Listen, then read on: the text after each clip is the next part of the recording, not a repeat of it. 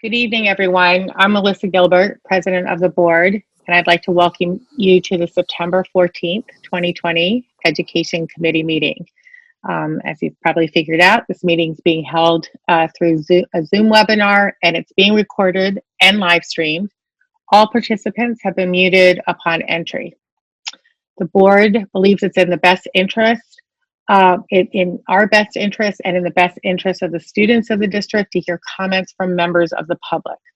Public comment can be given after tonight's presentation using the chat feature. There'll be time allotted for questions or comments regarding any topic that you wish to speak on or ask a question about. And since we are live streaming, the comments and questions will be read by the board secretary. And when we get to that point of the meeting, we'll explain that in more detail. This is our first meeting of the new school year. So while this is definitely not a normal beginning to our year, we are really thankful for our parents and caregivers and teachers and staff for doing their best to make this start go as smoothly as possible for our students. So we're really grateful to everyone. And I'm now going to turn it over to Superintendent Copeland.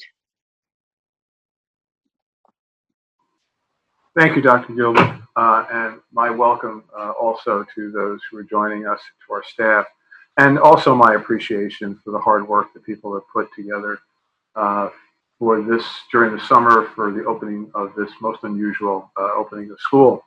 But as has been our practice in years past, this general meeting for the opening education committee and supplemental regular board meeting is to discuss those things which have happened over the summer and give a report on those activities and things that we've done leading up for the fall.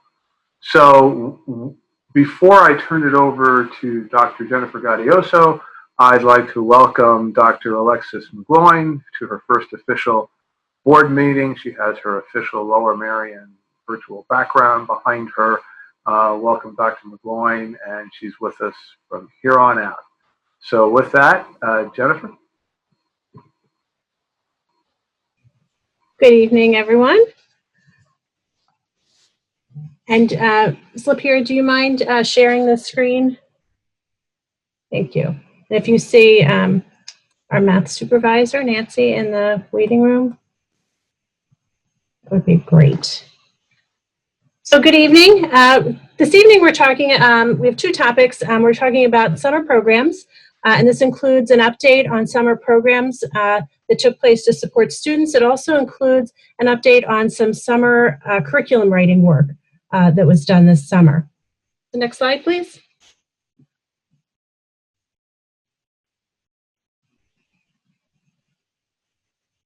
So as we consider summer programming in any year, we're working to enrich, engage, and strengthen foundations for success for all of our students. We face special challenges in this post-COVID world, and we worked to concentrate these opportunities so that we could most support students and be responsive to their needs. Our SPIES program, which is typically a summer program that targets students for specific supportive summer academic work, was modified and focused solely on reading and math, and it was called RAM. This also included an ELD academy for our students who are English language learners. A brand new summer program that we initiated, it was a K-12 program. It ended up over 1,000 students strong and really gave us an opportunity to pilot and prototype ideas and learning from the spring that helped us consider how we might best approach the school year should we be remote. 3 other programs that took place this summer are programs that have been offered in the past. This includes summer bridge programming that allows students to work in math to advanced levels, summer school programming that can be used for credit recovery and advancement as well, and our ESY programming. Next slide, please. And did we find, is looking to see if Nancy is here? So, Dr. Gaudioso, Ms. Akanshia Mesa is working to get on Zoom right now. She's having a computer issue. Can we skip the slide and perhaps come back to it at the end of the session should Ms. Akanshia Mesa be able to remedy her computer issue. Yep. So the summer bridge issue is one of the ones that occurs and helps students advance levels. So we can circle back around to this one. We had nice enrollment. And the MVP summer school is offered each summer. This summer there were 845 students that participated. 806 were taking one class for advancement. There were about 32 students who took 2 courses, and 7 took it for credit recovery. 3 of those 7 taking 1 class, 4 taking 2 classes. And out of our credit advancement students, 805 out of 838 students completed successfully. 33 students did not finish the course. And then for credit recovery, 3 out of 7 students successfully completed and passed. Next slide. So as you can see here, this slide, summer program enrollment over the RAM program, the Reading and Math program, and the K-12 summer program was extensive. We had large numbers of students across each grade band. And what's really exciting about this when you look at the summer programming is to recall that it's optional. And these were students who wanted to participate, and both of these programs were virtual and gave us some experience with modifying learning for students, personalizing, and preparing for the new school year. Next slide, please. When we considered lessons learned in the spring, one priority for us was designing for engagement. So the spring remote learning, we knew that we wanted to work on flexibility, time management for students. Teacher innovation was something we saw emerge. We saw teachers looking at lessons in new ways. We saw lots of personalization of learning. And we knew we wanted to carry this on into the summer and into the new school year. Some of the challenges we faced in the spring were the limited interactions, teacher to student and peer to peer, forced by distance or remote learning. We faced challenging site navigation as a lot of tools, technology tools were in use for the first times, and students had to learn new pathways for learning. Technology access, technology proficiency were challenges to our spring undertaking. The summer prototyping gave us an opportunity to take the positives, the things that we wanted to keep as we moved into the new year, and enrich them. And one of the exciting things when we think about the summer and the remote learning opportunities is how well this innovation positions us to advance the strategic plan.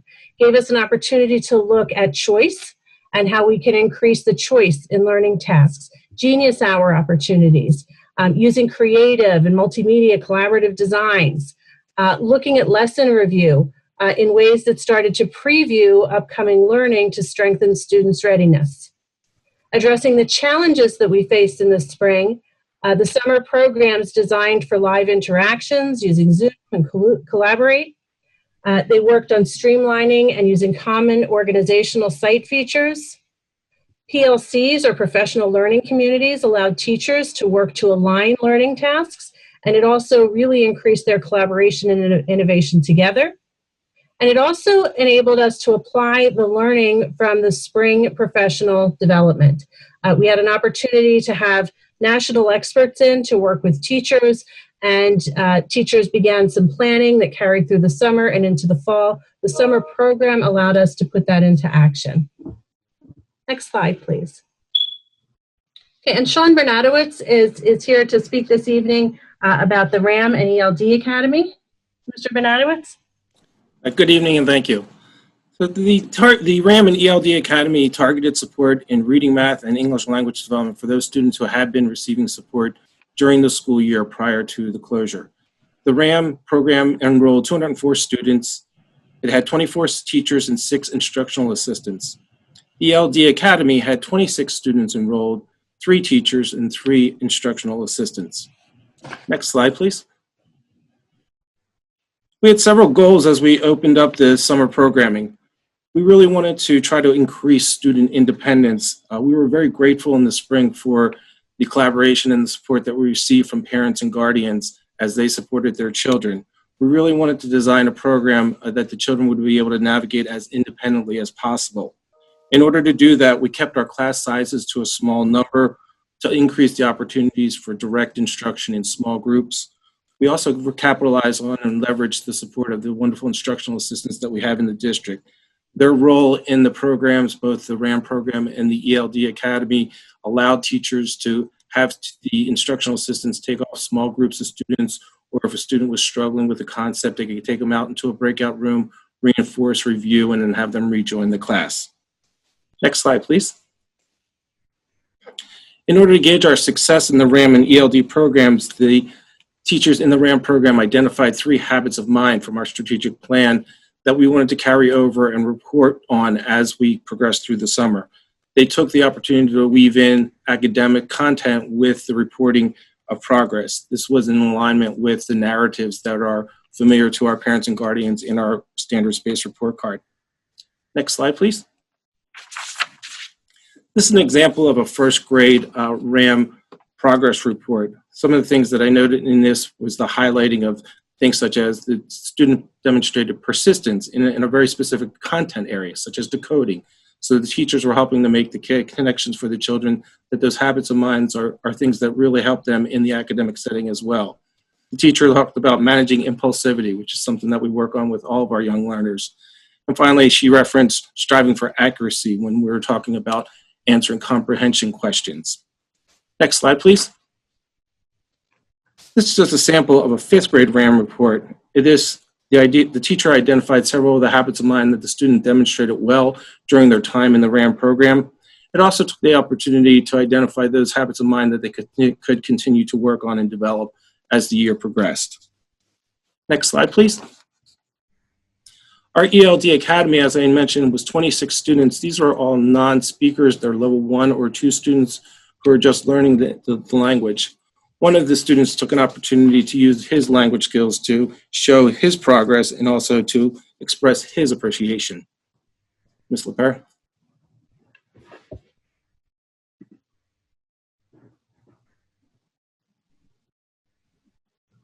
Hello, Mr. Chairman. I am Bin Bin. I am from China. I love English and I love reading. My dad can help me. I will learn more in this summer. Thanks again, and I love you. Oh. So in preparation for this presentation, I just randomly reached out to one of my colleagues, Robin Kleiber over at Belmont Hills. I said, I just want to make sure I have the technology piece of this down correctly. Would you mind watching this with me just to make sure it works? So as I was on Zoom with Ms. Kleiber watching this, her face absolutely lit up as I saw many of your faces as well smiling.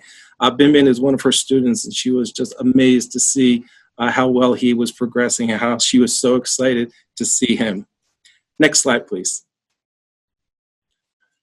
Our teachers came into this program, honestly, with a little bit of trepidation. When I talked to teachers and started recruiting them for the program, when we talked about a 2-hour continuous Zoom session with kindergartners, there was a little bit of hesitancy on the part of some of the faculty and staff. But what I found is that the 2-hour continuous Zoom opportunity really gave the teachers an opportunity to showcase their creativity, to showcase their classroom management skills, to showcase all of their flexibility, and they really rose to the challenge. The parents and guardians who gave us feedback on the program also recognized that the instructional assistants played a key role in this. Some of the things that were noted as things that we would recommend continuing into the school year, you'll note are things that we are currently doing. Some of the recommendations from the 2nd grade team, as an example, they talked about having manipulatives for kids to have in front of them. And Ms. Akanchimesha has done a wonderful job of making sure that we've gotten all of those.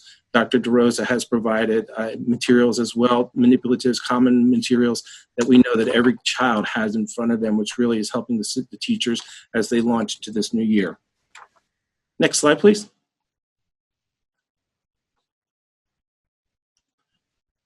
Parents as well identified the role of the instructional assistants. They really felt that the program set their children up for success as if we were going to return to the school year as we have in a virtual format. Many of the teachers received feedback from parents and guardians who felt that it was a great amount, it was a good amount of time for students to be engaged.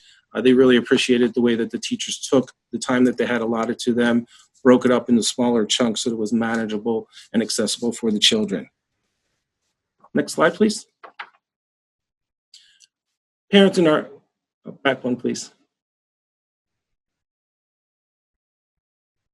Parents in the ELD Academy as well expressed their appreciation for the program. They saw their children progressing, and Bin's family in particular is one that sent the video for us, just letting us know how much they had seen him progress and how much they appreciated all that we had done and all that his teachers had done for him in the summer program. At this time, I'd like to turn it over to Dr. Leslie Pratt to talk about the summer K-12 program. Okay, next slide, please. So the K-12 summer program offered a parallel experience to the RAM program.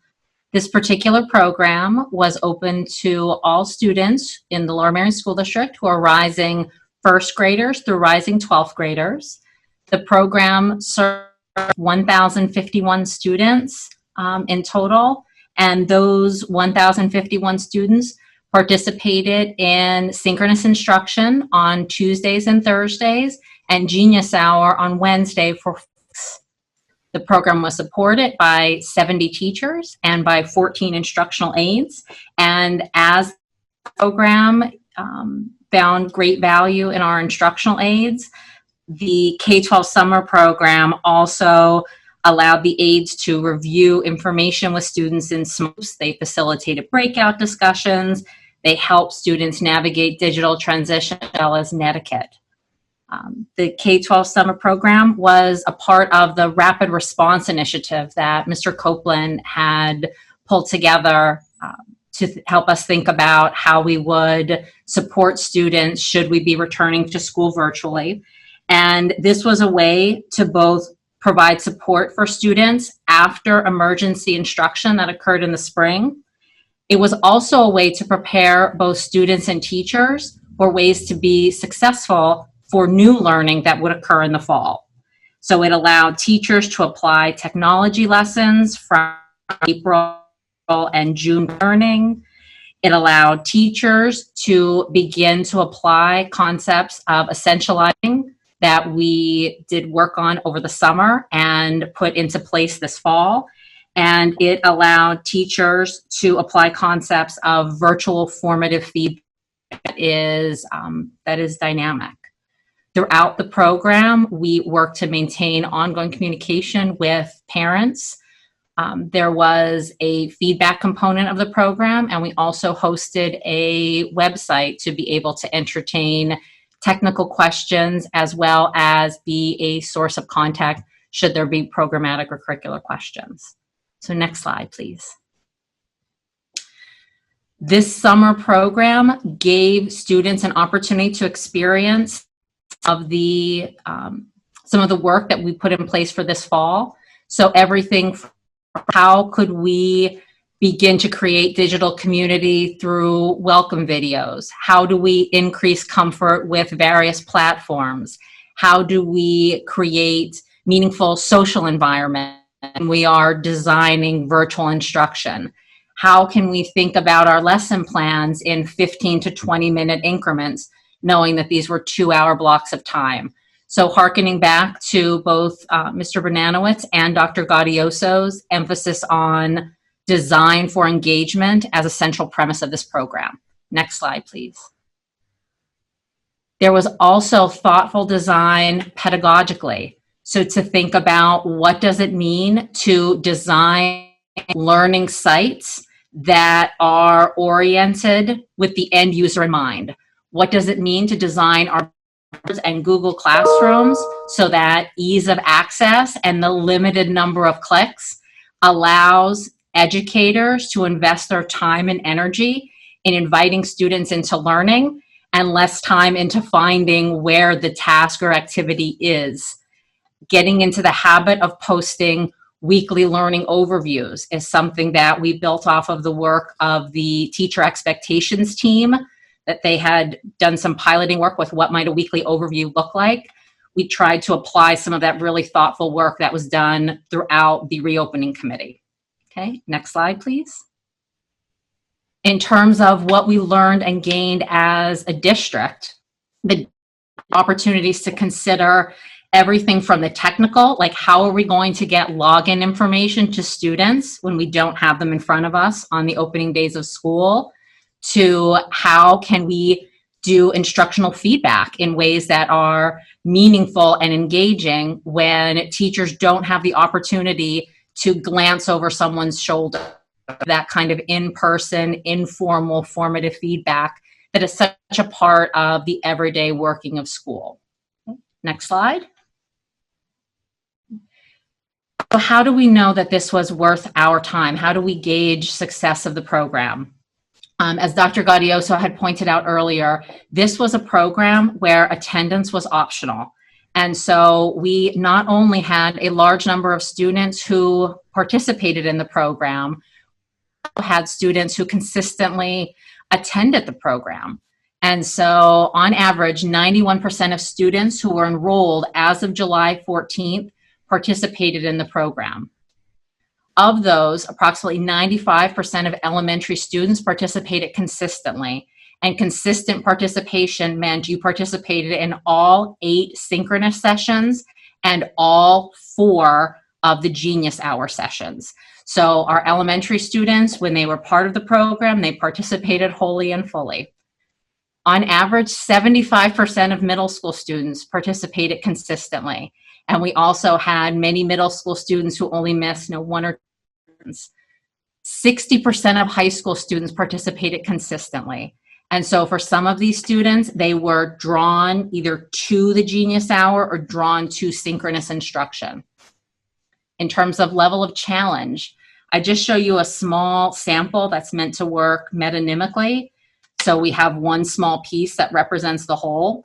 We had several teachers who surveyed students to ask too hard, too easy, asking too much, too little, did you learn something meaningful?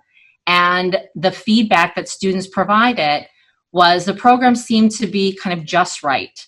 If 5 is too hard and 1 is too easy, we didn't see students who landed in 2 categories, but we did kind of have that Goldilocks. It seems to be just about right. Some kids who said they would have appreciated more challenge. Some kids who said, I found this quite challenging, and many of the students saying it's just about right. Next slide. Students were also polled after the program concluded, and there was ongoing communication with parents throughout the program.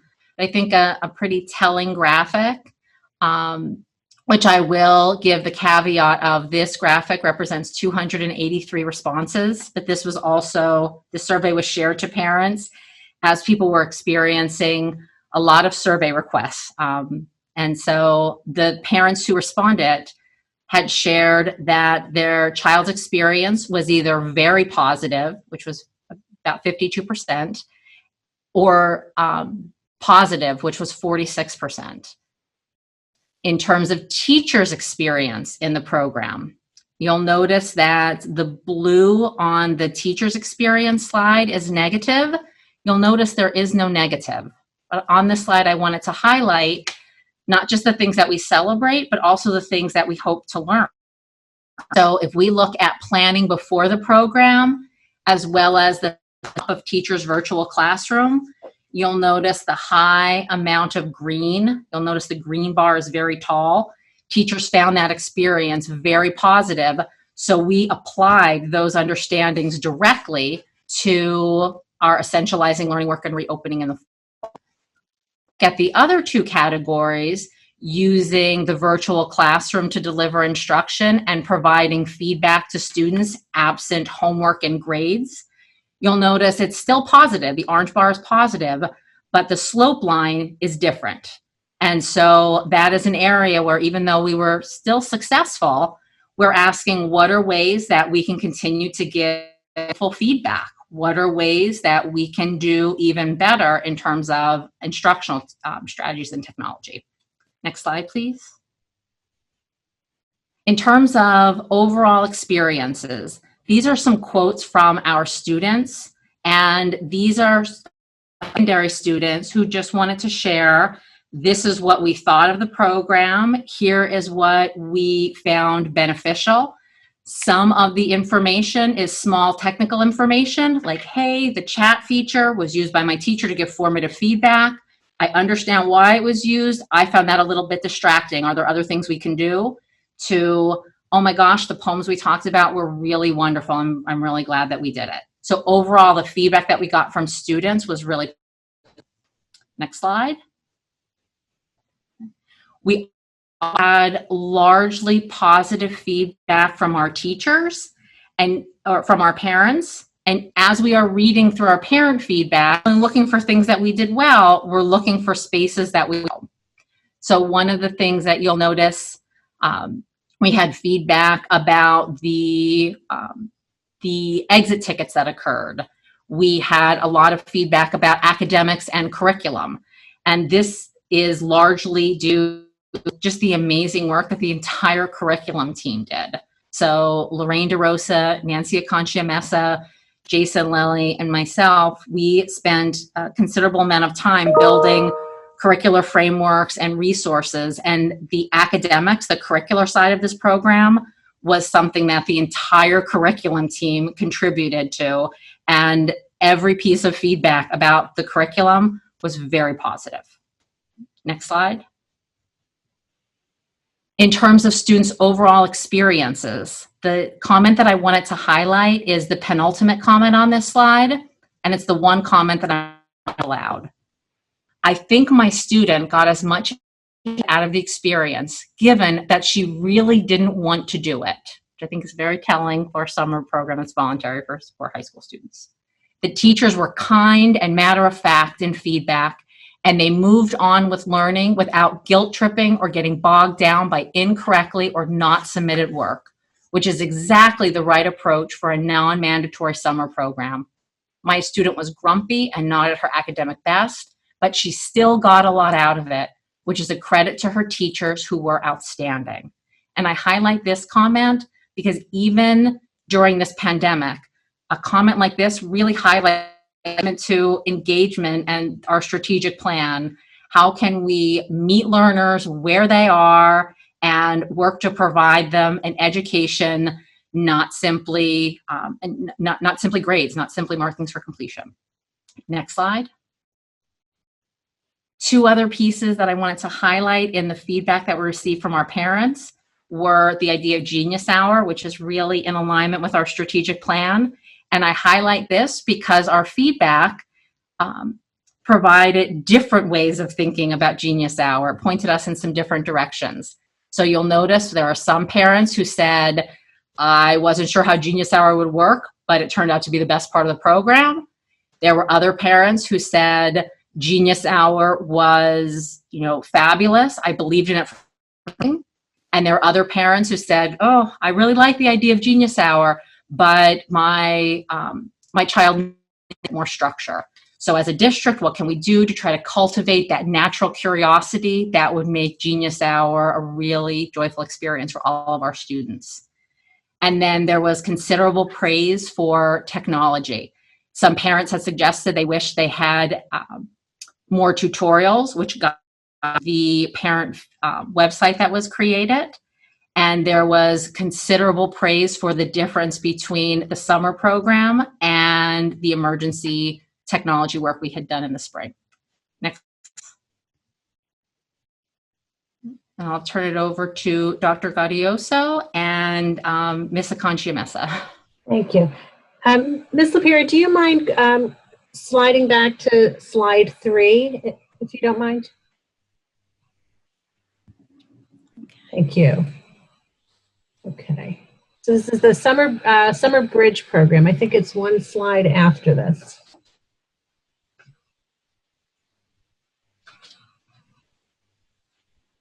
Or, I'm sorry, maybe one slide before. It's the slide number 3. I apologize. Back one more. There you go. Okay. All right. Okay, good evening, everyone. This is the second year we have had a grades 4 to 5 acceleration point in math, in the math sequence with the Summer Bridge program. This year, 117 students qualified for accelerated math in grade 5, pending successful completion of the Summer Bridge program. 113 students successfully completed the program and have been placed in accelerated math for the current school year. We also had 93 students qualify for accelerated math with an option to attend the Summer Bridge program. Out of those 93 students, 60 students enrolled in the program, but only 36 completed the program in its entirety. In total, there are 206 students in accelerated math for the 2021 school year. For the grades 5 to 6 Summer Bridge program, 25 students qualified for Math 7-8, pending successful completion of the Summer Bridge program.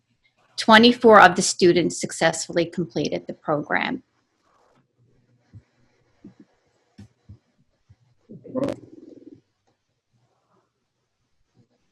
Thank you. One thing I neglected to share, the Math Summer 8 course. We also had students enrolled over the summer. 29 students were enrolled in Math Summer 8, and that was of the MVP students, and about 83% or 24 did complete the course and qualified to move past Math 8 into Integrated Math 1 as 8th graders. Okay. So, Ms. Lapierre, if you don't mind going to slide 26 now. We'll jump back to our summary.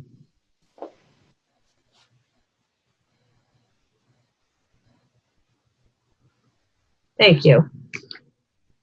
So in summary, these programs provided the individualized supports for student learning that allowed us to pilot instructional strategies and practices that we hoped would best serve students, but also help us learn what would work best in this new remote environment and help us be ready for the fall. Additionally, we were able to focus very strongly on student engagement across these summer programs. And we also took the opportunity to learn from approaches to streamline parent communication, one of our challenges in the spring.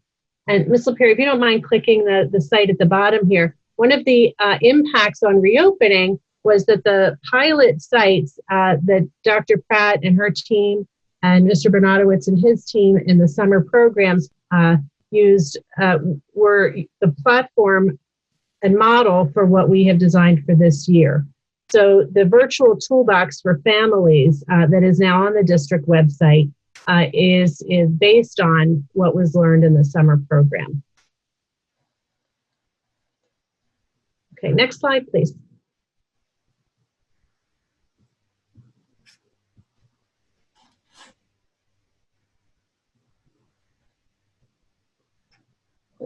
I had to jump out because I think that going into that link is not That's okay.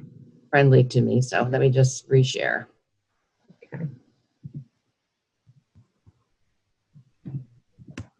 So parents will have seen that. It had a pop up on the website for a bit, and we'll continue to add resources to it over the school year. So some other summer work that was very important and we're excited to share had to do with anti-racism and curriculum work.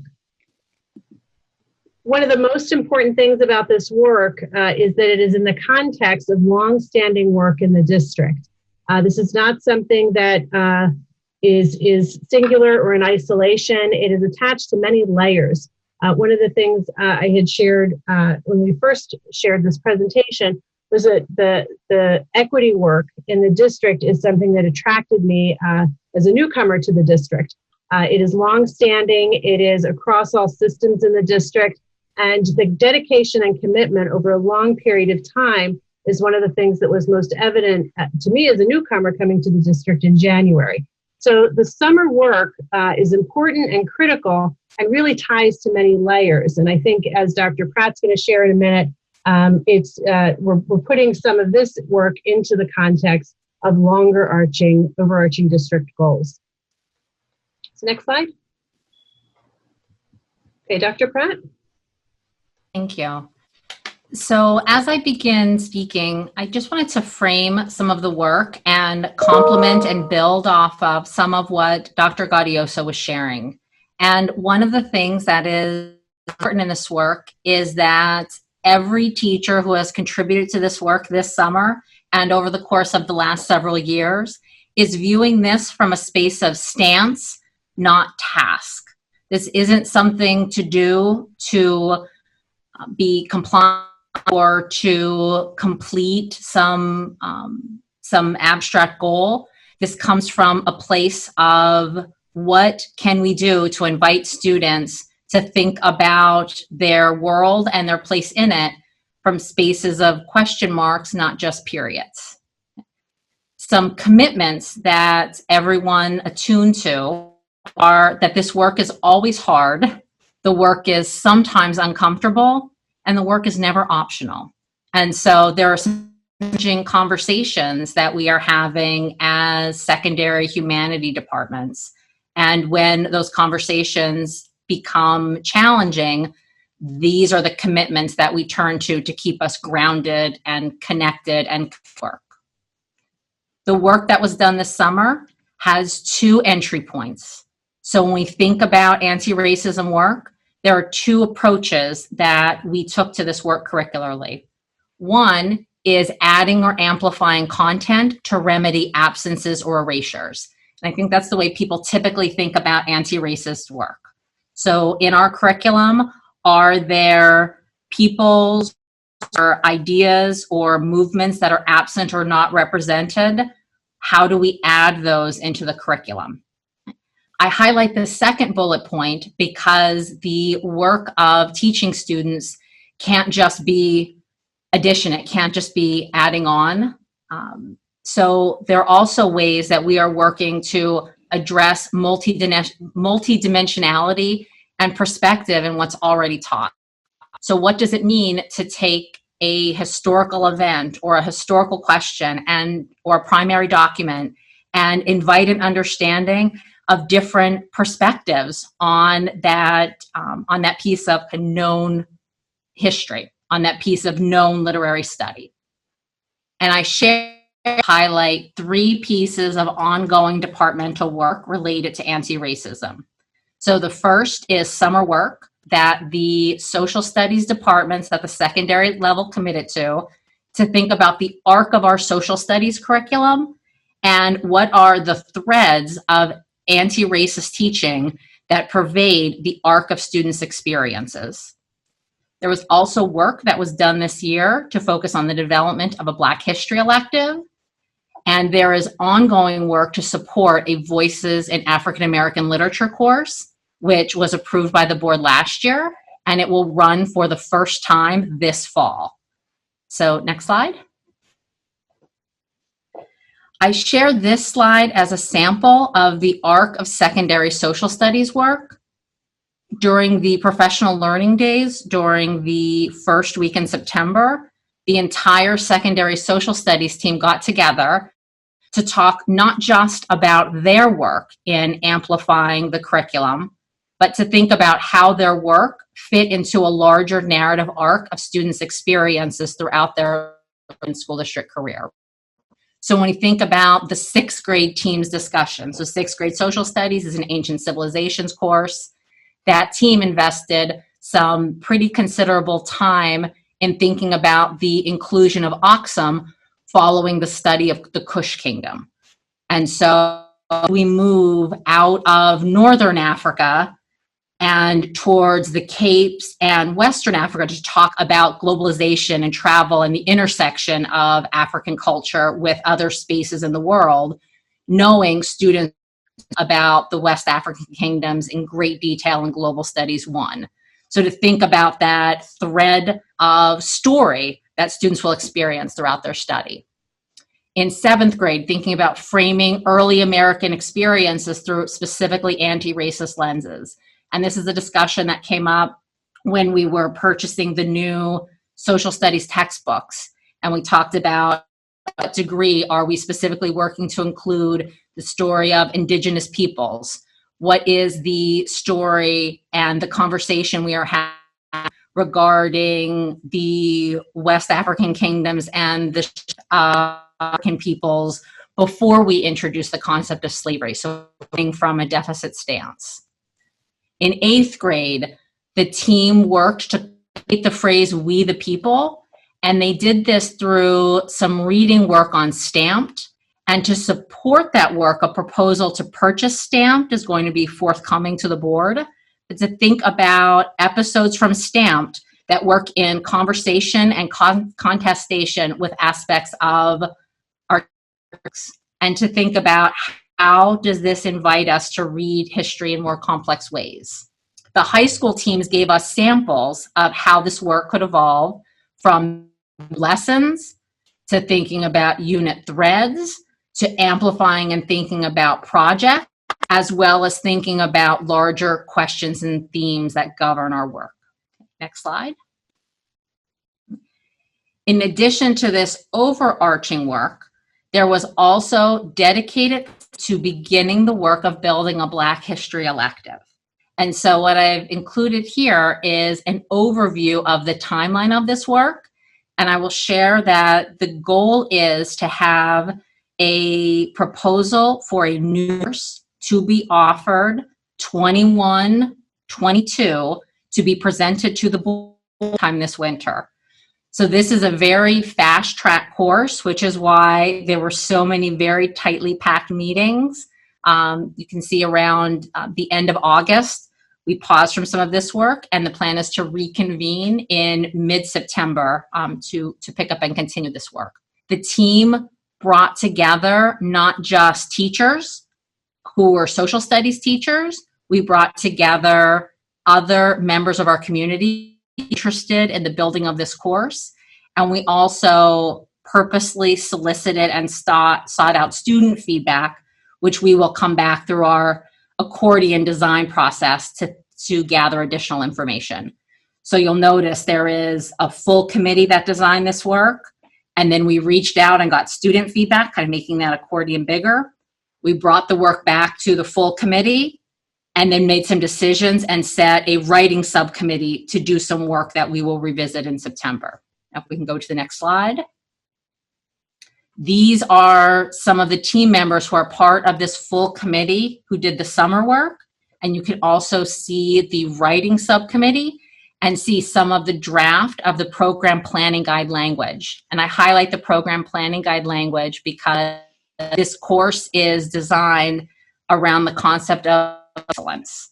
And so what does it mean to have a course that focuses on Black excellence and uses the SHEG skills to invite students to do work around questions that are topical and timely for the students taking this particular course. Okay, next slide. The final piece that I'm going to share regarding the secondary level is follow-up from ongoing work that to the board last year when the Voices in African American Literature course was one of 3 new courses for 11th and 12th graders presented before the board.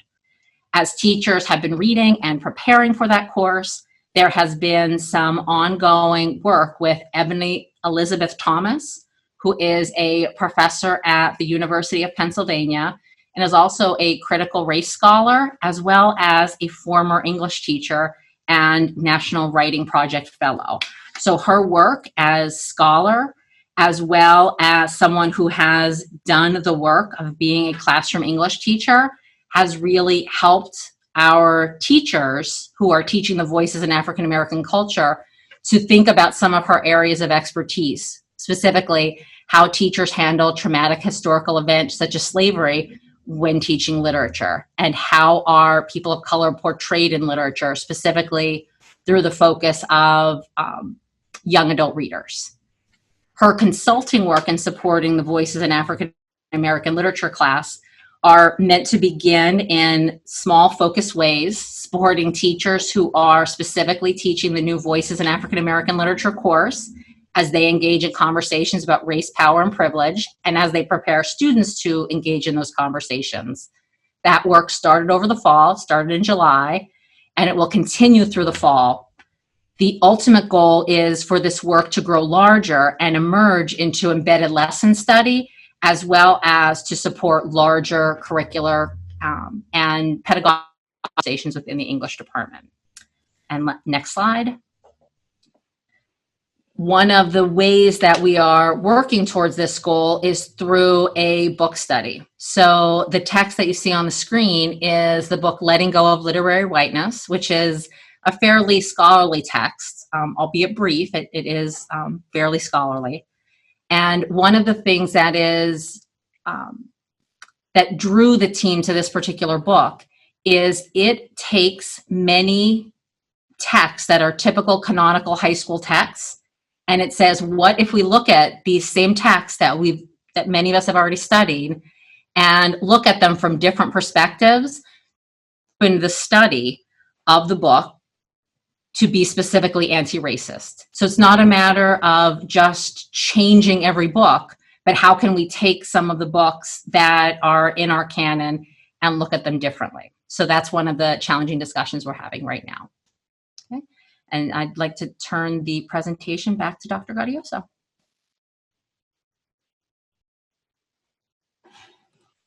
Thank you. Next slide, please. So elementary teams this summer also engaged in some anti-racism curriculum work. What's important is to contextualize this work in what came before, and this emerged from cultural proficiency work in recent years that included cultural proficiency teams in every building action plans that anchored around cultural proficiency goals, social emotional learning, in which was embedded anti-bias education, along with specific cultural proficiency lessons. Next slide, please. What was unique about this summer is we brought together these teams from these important building-based proficiency teams, and we brought them together to work this summer as a unified curriculum team. This included teachers from each building. It included teachers who were social studies teachers, guidance counselors, classroom teachers, and cultural proficiency team representatives. Next slide, please. The foundation for the work included some curricular resources that include the Second Step program, No Place for Hate, Cultural Proficiency for Kids, the Teaching Tolerance Social Justice Standards, the existing multi-school pilot lessons that have been used, and additional spring work in lesson refinement and development. Next slide, please. The work focused on a two-pronged approach that involved focus on cultural proficiency and anti-racism lesson articulation and refinement, and social studies lesson review and revision. In both strands, the ideal is to align with social justice standards, articulate clear objectives, clarify terms, so that we are not just addressing anti-bias, cultural proficiency, equity, but we're also defining anti-racism and looking at developmentally appropriate ways to introduce lessons. Additionally, we're working toward developing resources that can be shared across buildings to provide a common student experience, and engaging in proposals for turnaround work. Next slide, please. Because of the system layers that are engaged in this work, because of the district-wide commitment, this involved opportunities you could consider as like checkpoints so that these system sections had an opportunity to intersect. So the convening of this K-5 district team required coming back to principals who are leaders in their cultural proficiency teams in their buildings. So there was an opportunity for a feedback loop with principals on the initial work of the curriculum team. Additionally, subgroups on these on the curriculum team began some goal setting, some development and alignment work. And then there was an opportunity to bring the whole cultural proficiency team together with Dr. Tara Doty during the fall in-service, where she was able to offer some guidance for teams on reflecting on building-based goals. Just to give you an example, one of the outcomes of this is as the teams are deciding, what is the important curricular goal and curricular objective, the building principals and the cultural proficiency teams are also looking at what does it take to build the proficiency of the entire building not just to implement these lessons, but also to own and invest in the work at the same level. So the strands of goal setting here included the curriculum articulation, but also recommendations for turnaround training and leadership work with colleagues so that these cultural proficiency teams in each building are unified and equally steeped in the important work. Next slide, please. So for next steps, these teams started working in August. They're going to continue development work until about mid-September, and then we'll be reconvening and reviewing resource development. There'll be opportunity to align goals with cultural proficiency teams so that we move forward as an entire district, but we also do it with respect for the needs and plans of each building so that each building can differentiate the training, the staff development needed for each learning community, and develop turnaround sharing and professional development plans. Some of this may be at the district level and some of it may be building by building to support implementation of these revised lessons. Next slide, please. Oh, I think we're done.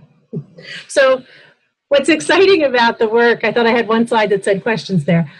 What's important about the work is certainly that it's supporting all of our district goals, but one of our building leaders, we have our assistant principals who are supporting each of the cultural proficiency teams as well as the principals.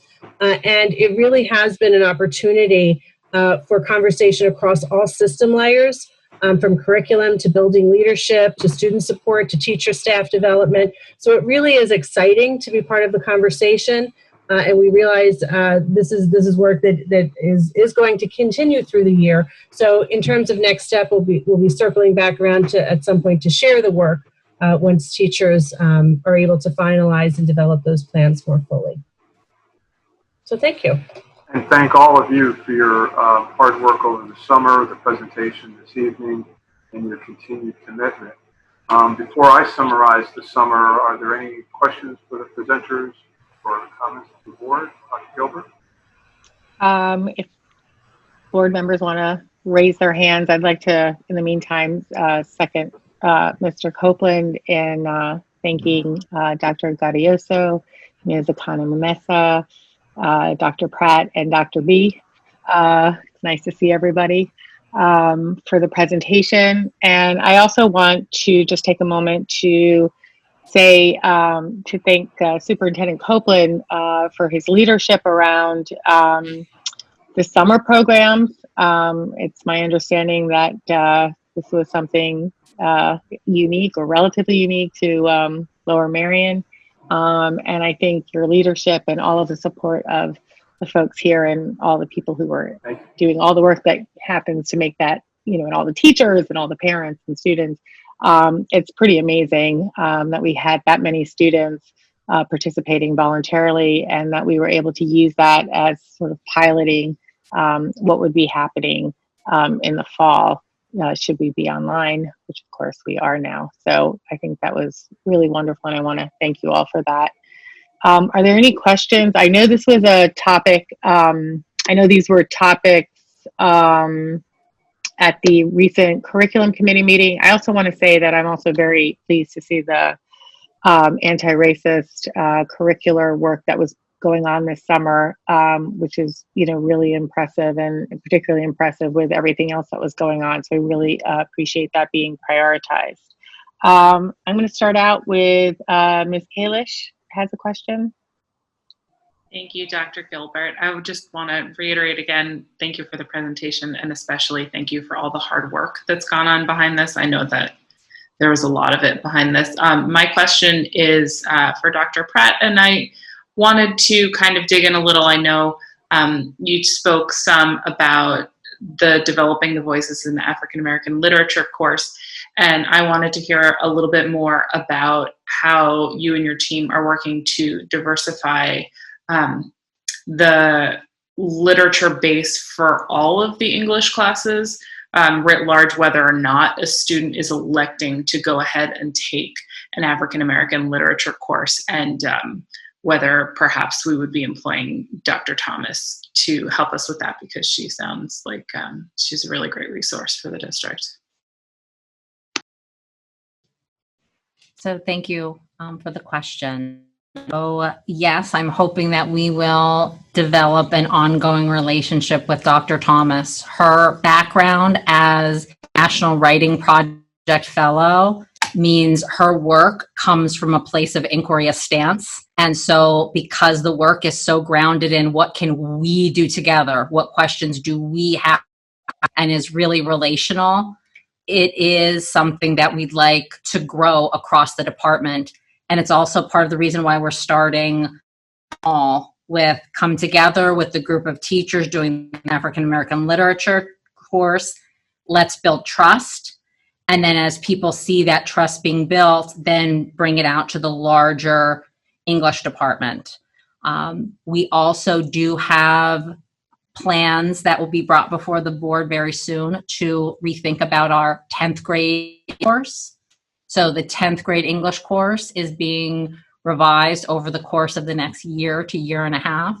That course will have an American literature focus because the current American literature course in 11th grade is being sunset in light of the new courses and what the department wants to avoid doing is just pushing that very traditional 11th grade course down to 10th grade. And so that is some of the very work that you're describing. What does it mean to teach an American literature course that honors multiple voices, multiple perspectives, and that invites students to read contemporary as well as canonical literature? And that process will mirror some of the work that we did in 9th grade. So we think about the 9th grade curricular center. Every 9th reads Romeo and Juliet, which is very canonical. Every 9th grader reads The Other Westmore. They read The Kite Runner. They read Persepolis. They read Interpreter of Maladies. So there's many different voices. There's also ongoing work in our team to think about the concept of mythology, which is a part of the 8th standards. And how do we think about mythology, not just Roman gods, but to think about the stories that pervade multiple cultures. And there is work in 7th grade on a book that is meant to infuse some of those additional diverse voices. So there will be future board updates about how we are creating echoes of this work throughout all of our courses in English. Thank you so much. Okay. Thanks. Ms. Klein? Hi, thank you, Dr. Gilbert. I think that I have more of a comment more than a question. But Dr. Gavioso, I wanted to thank you for your piece on the elementary work on anti-racism, because one of my primary or a main takeaway I had from the ad hoc committee on anti-racism that we had, I believe earlier last month, was that there was good work. Sorry, you can hear my dog. There was good work going on, and different individuals and different families had experiences, and it might be this was one great experience at this elementary school, and this teacher or this student had a great experience with that teacher at a different elementary school. But it seemed to be that it was sort of not piecemeal, but there were great things going on in a lot of different places. And so the idea of trying to broaden that and have something that is more consistent across all the schools is very appealing to me, while also understanding sort of the reality that you also want some organic things that grow up within individual communities and within individual schools. So that ability to try to do some consistency work across all of the schools and still allowing some of that organic work to come up through the individual schools, I think is really valuable. Thank you, Ms. Klein. Ms. Ackman? Thank you. I also just wanted to comment, for those of us who had children participating in the summer program, we see a lot of the good outcomes from that now in the virtual learning. So just congrats for pulling that together so quickly over the summer. And it clearly was really beneficial for everyone who participated then and now. But my question is, I know that we're making great strides in the curriculum around these issues, which is amazing to see. In the past, we had talked about diversifying our teachers as one of the goals as part of this. And I know this is probably not the time it's not an easy time to find teachers. I was just wondering if we still need to work on that, if that's still necessary, just, where we are with that in relation to this topic. Thank you. Yep, still an important goal of ours and still an important aspiration as we move forward in our developing a diverse pool and selection. Thank you. Mr. Mooring? Thank you. First, just want to thank Dr. Gaudioso and all of the staff on the tremendous work that you've done, really just and also learning from your experiences over the summer with summer school and applying that to, updating the curriculum and just all of the great feedback that we've gotten from our efforts over the summer and learning. And then also for the work around the anti-racism and incorporating that into the curriculum. It's been a tremendous amount of work, and also the fact that we were able to build on a strong foundation of efforts that have already begun. One question I would add is just in terms of how we are, it seems like we've done a lot around English and some of the literature courses, but also interested to hear a little bit about how we're working on both our history curriculum, and then also I know some of the feedback that we got early on from some of the teachers was that there's an extreme lack of diversity even in like the sciences, and I know we're taking it step by step, but just wanted to kind of hear about the thoughts around one, particularly history, and then looking at how we're phasing it into really looking at kind of auditing some of the other classes as it relates to diversity. Okay, I think we can also do a more robust job, perhaps, when that comes up at another CCOB. But Dr. Pratt, if you can be brief. So to speak to ongoing social studies work, the work that I'd shared today, the first part about the art social studies work, that work was done by the social studies department at the secondary level, which is about 60 teachers. And so bringing a smaller group together during the summer, there were about 20 who worked on the work during the summer, and then to take it back to that 60-person conversation is really about shifting our stance and to think about what does it mean to teach social studies from an anti-racist perspective and lens that isn't just about adding a unit or adding a topic or add some details about an area that might have been more marginal in one point in time. It's even things like inviting students to understand and read their textbooks more critically. Like, what does it mean when we look at a textbook and something is literally in the margin? And we talk about what is marginalized and what gets centered. So the secondary social studies work is really about shifting that stance and inviting that bigger conversation. And in many CCOB meetings, I talk about reading social studies and reading history with a question mark. That really is kind of like a touchstone phrase that we return to. Thank you. Thanks. I know that these are going to be topics at both the Ad hoc Anti-Racist Committee and Anti-Racism Committee and the CCOB. So I know there's a lot of room and need for discussion on these issues. So we'll continue those. At this time, we're going to transition to audience recognition. Can I just, so I was just going to wrap up the summer programs, if I can, just to lead into. That's okay. I apologize. Okay. This afternoon, we updated the community on where our thinking is. And this sort of ties into the first part of the presentation where you heard about how we learned from the spring through the summer with staff development and anticipating where we might be going in the fall. We talked about a few weeks ago the concept of going remote in our initial approach to schooling, as many districts have done. I'm actually glad we did that. I think it gave us an opportunity to see how, and continues to give us an idea to see how the Labor Day weekend is going to treat us as we see colleges opening up and some having difficulties.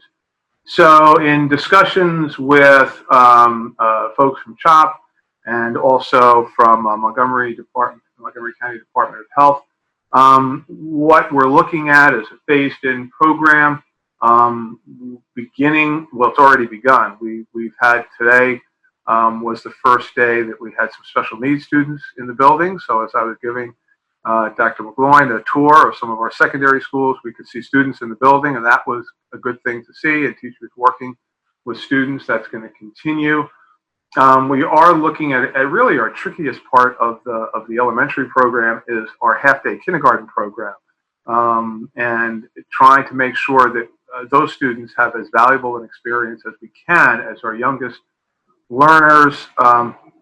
So our thinking right now is that we're going to take some time between now and September 28th to take a look at how we can maximize our kindergarten numbers are fairly low, and we've added staff to the kindergarten, which allows us to de-densify those classrooms, but we still need some more staffing to make that work. And then eventually bring in grades 1 through 3, grades 4, 5, and then grades 6 through 12 by mid-October. We think the phased-in program gives us an opportunity to learn as we go. We want to do this as safely as we possibly can, and as we also take a look at, we think we've got a really robust hygiene program, safety program, which will allow us to be somewhat less concerned about that midweek cleaning, and so we're looking at ways of maybe revisiting our hybrid model to create more consistency in instruction. All that to say is I think we still have a long way to go. I'm still concerned with young children in particular in those classrooms for a long time, as I am concerned about them on Zoom and those other non-traditional ways that we've had to force ourselves into. So I really appreciate the work that was done for the summer that got us there.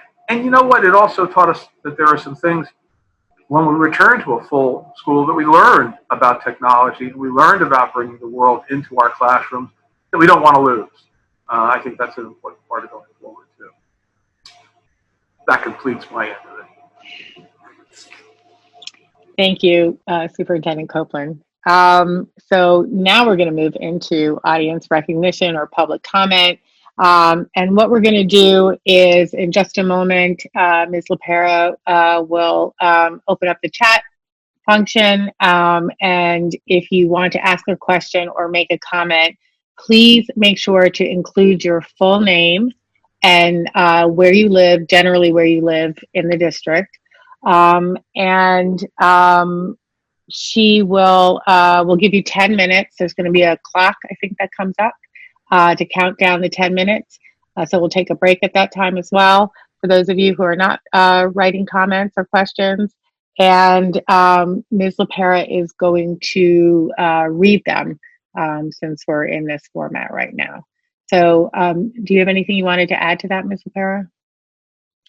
No, that's it. Just the reminder that you should please put your name and the town that you live within the district, or I will not be able to read your comment. Great. Okay. Thank you. Then we'll get started with that. Thank you.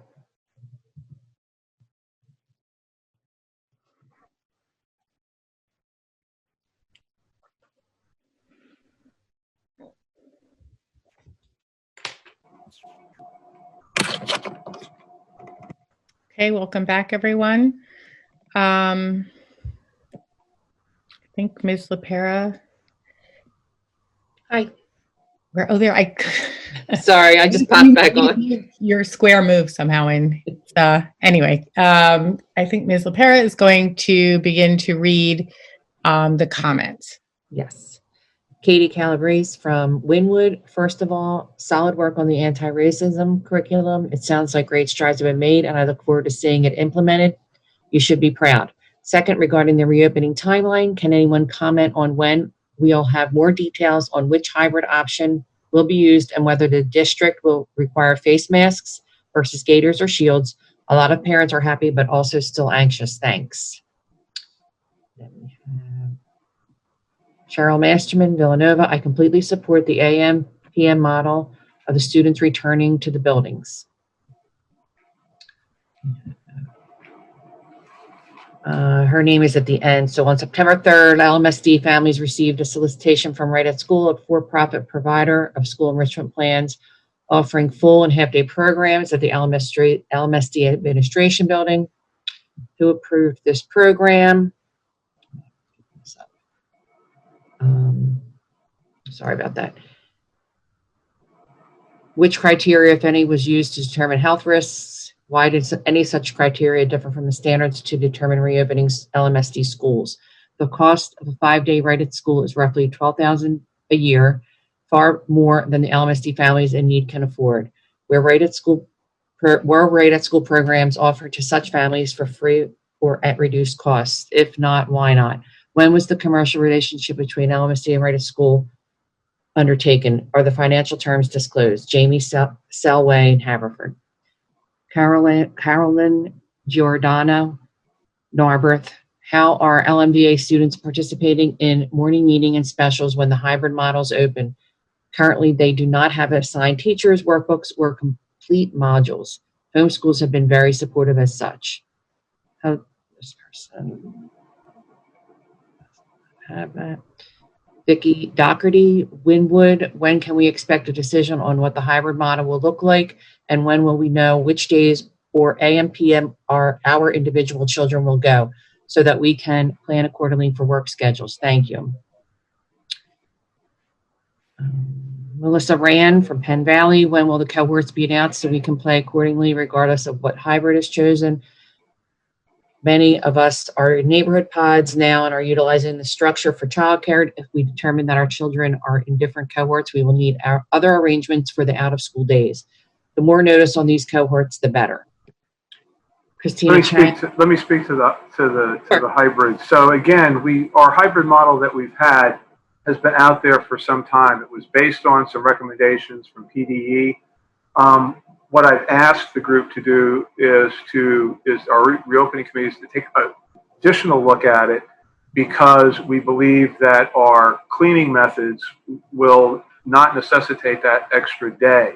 So the administration is going to take a look at it. I don't have a particular date at which we understand that it's complicated for families, it's complicated for us, and we want to do it as quickly as possible. I just don't have a date. We would clearly like to do that just as soon as possible. Let me speak a little bit to the Right at School. Right at School has been with us now. I'm going to look to Mrs. Buckman and Mrs. Schaefer if I can find them on this thing. I think is this their third year? This is their third year. This is their third year.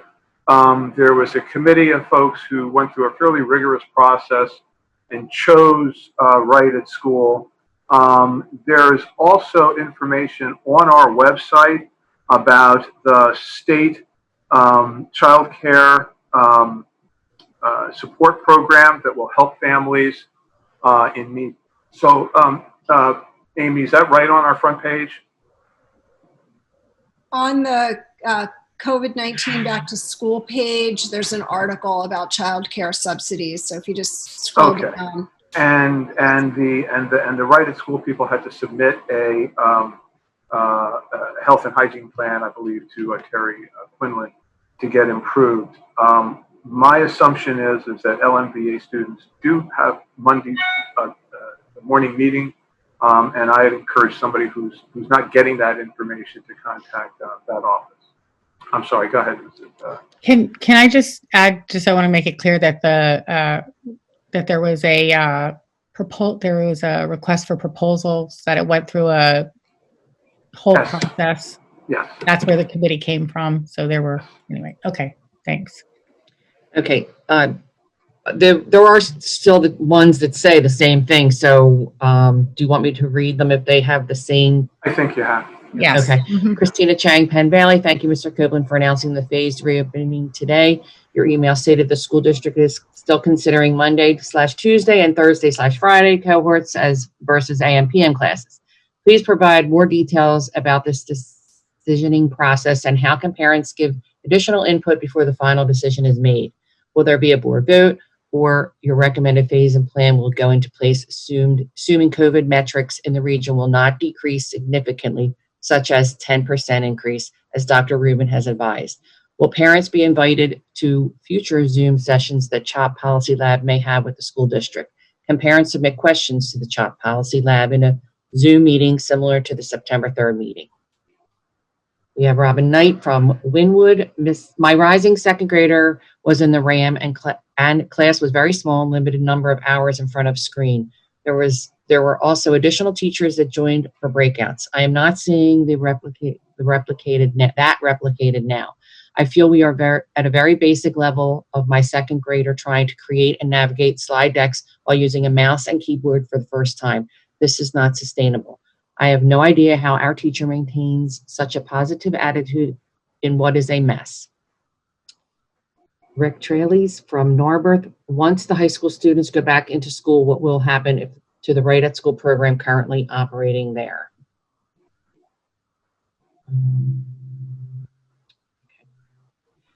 My name is Mary Ann Vinci in Bala-Cynwyd. I have a kindergarten and second grader at Cynwyd Elementary. Virtual learning have been challenging for us, to say the least, so I was very pleased to receive the email update today with the latest return to school thinking. I especially like that the new AM/PM cohort proposal and would urge the board to move in that direction. Having some in-person instruction every day versus only 2 days in school and 5 days at home would be very beneficial to my young learners struggling with Zoom learning. Rachel Dulski, Gladwin, what is the time frame for a decision on the hybrid option? When will that be selected? Also, can you confirm? I'm sorry, they didn't leave. I'm sorry.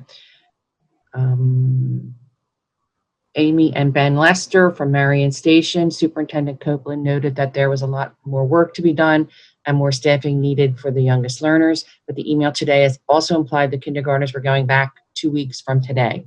When will parents see the final plan, including the number of students per room, the ability to social distance the students, what happens if a child refuses to wear a mask, and so on? Thank you. My name is Ahmad Makani. Narberth, our daughter is a first grader at Belmont Hills. Please try your very best to have kids, especially kids under 10, to be in person each weekday. The 2 to 3 day hybrid model is not good. The midweek cleaning is not really needed. It is overkill. We already have great hygiene practices, and good ventilation and airflow will be more important. Hence, please take the 2-day hybrid model off the table. If we have to do hybrid, then AM/PM model is the better model, since it allows some in-person for young learners every day. Ruth Jenkins, Wynwood. What was the cost of the summer program? Did the population represent the diversity in the township? As a member of the anti-racism committee, the research I did on the school system showed little consistency from one school to another. How will teachers, counselors, and principals be evaluated? As far as curriculum, do not forget the theater and music programs where more diversity can benefit participation. Thank you, and it is nice to be back. Liz White, Marion Elementary, Narberth. First, I would like to say how much I have appreciated the efforts of our teacher to date. Her energy is amazing. I do, however, want to stress what I feel is the importance of getting the children, in particular the youngest learners, for in-person learning. Our second grader, who typically loves school, now absolutely dreads it every day. In addition, she has had daily, most days, 3 3+ times per day, anxiety-fueled mental breakdowns from sitting in front of a screen and attempting to focus and learn. She has never struggled before, and I feel she is, like so many children, losing her desire to learn. I plead with the board to please take a risk-based approach to getting children back in person, as it sounds like this is the current plan. The risk with the youngest learners in particular is so low that it is absolutely not worth the mental, emotional toll it is taking on them. Thank you kindly.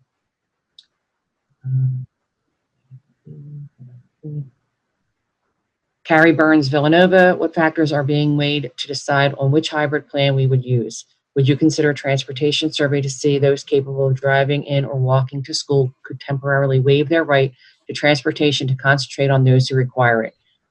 Might be a way to facilitate AM, PM half days.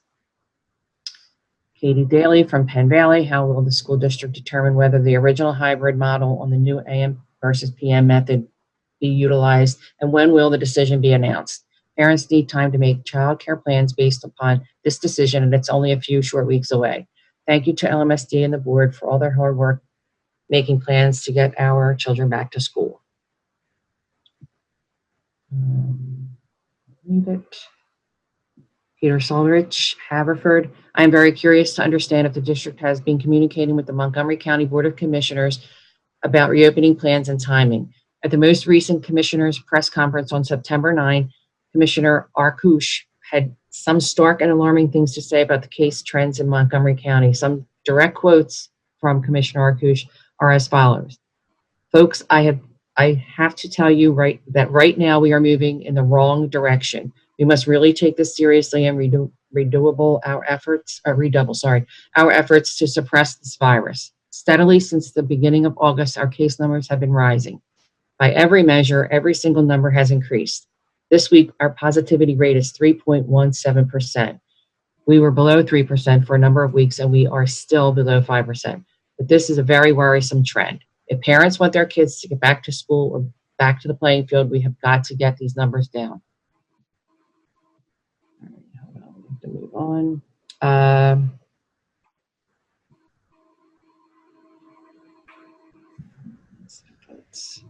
Well, while you're doing that, let me go through some. As I look over my notes, Right at School is not at the high schools. They are at the district administration office. So they already have a kindergarten wraparound program that was located there, and they're frankly in the other classes in the back end of the boardroom, separated, and we've still got some room in there. So they are, but they are not in the high school per se. They are in the district administration. Again, on the AM cohort, it works for some people. It doesn't. AM PM doesn't work for others. Obviously, this presents a problem for anybody who's depending on an older kid at the high school to watch the younger kid because the times don't match up. It also presents some significant transportation problems and loss of instruction as opposed to a gain of instruction, although at least there'll be some consistency.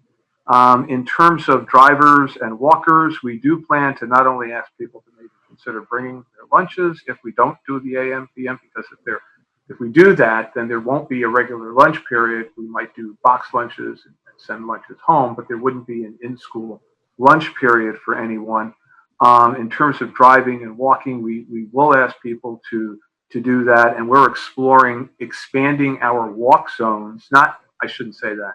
Not that we would require people to walk, but expanding the number of crossing guards so that there are areas where people would feel more comfortable walking than taking a bus. And our transportation and operations department have already mapped that out and have presented it to staff at the township. And based on the last comment that was made, I should emphasize that our plans are flexible and fluid based on how trends are going. The plan that I outlined today in the letter is based on information that we have now. If that information changes, it may cause our plans to change. Okay.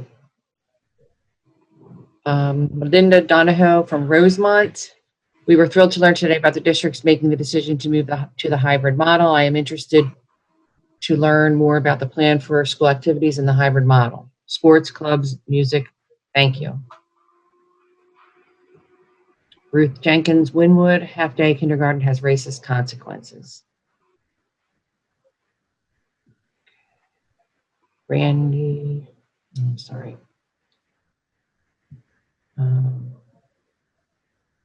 It's going to repeat.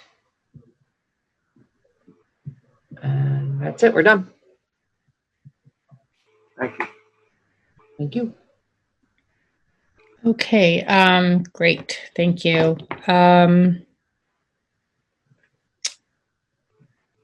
Oh, Ms. LaPera, can you read the upcoming meeting dates, please? I don't have them in front of me. I don't have the Wait, agenda I open. can I'm do so it. sorry. I'm sorry. Do you want me to do it? Yes, please. I don't have the agenda open. It's no problem. It's just you've been doing it. I didn't want to. I know. Thank I you. didn't want to shake things up at all. Okay, our upcoming meetings are on September 17th at 8:30 a.m. We have Facilities and Purchasing Committee. September 23rd at 7 p.m. we have Communications Committee. And September 21st, there's the regular business board meeting at 8 p.m. These are all on Zoom. And you can find the link in the agenda and on board docs and also on a pop-up on our website on the day of the meeting. So Also a finance committee meeting on the 16th at 8:30 a.m. Thank you, Suba. That was not on the list. So that's Thanks, Suba. So that's finance at, say that again. I'm sorry. On the 16th September 16th. Okay. at 8:30 a.m. Okay. Thank you. Is there anything else I've missed? Anyone? Okay. Well, with that, we are adjourned. Thank you very much, everyone, and have a good rest of the evening. And thank you, Ms. LaPera. Thank you.